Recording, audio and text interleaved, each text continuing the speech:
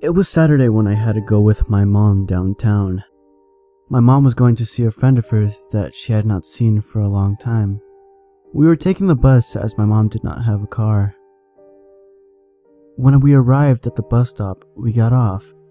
I looked to see a huge, dark building looming over me and my mother.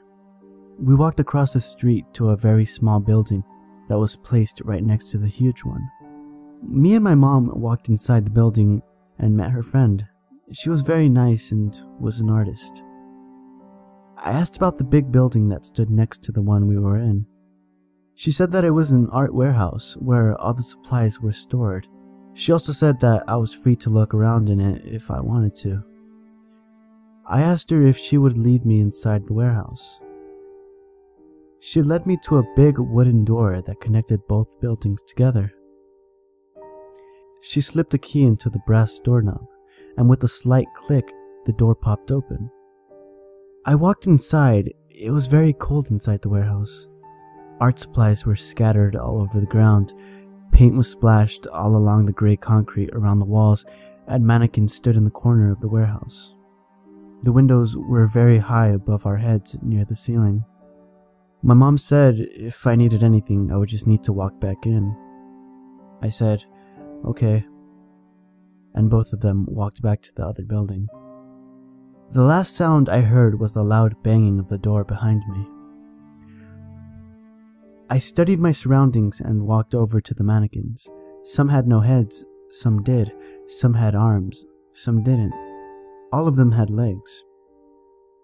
I turned around and grabbed a piece of paper off the small desk that was placed next to the mannequins. I grabbed a black colored pencil and began to draw.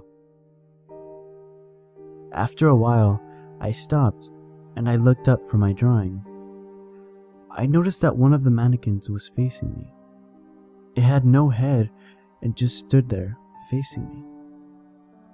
Ignoring it, I went back to drawing.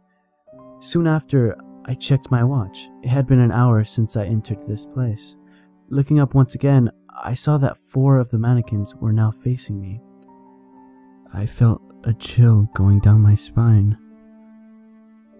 I got up and turned around, walking towards the door. I grabbed the doorknob and noticed that the door was locked. I turned around only to find that most of the mannequins were facing me and now were closer as well. Frightened, I turned back and continued to try to open the door. My efforts were useless and I heard a soft sound of metal being dragged on the ground. I glanced around for a brief moment and saw that all the mannequins were surrounding me. With all of my strength, I ripped the door open and rushed inside, slamming the door behind me. My mother and her friend stared at me. I told them what happened and they just laughed and told me that I was just imagining the whole thing. We left shortly after, and as I was looking back at the window of the small building, I noticed that there was a mannequin, but this one had the clothes of my mother's friend.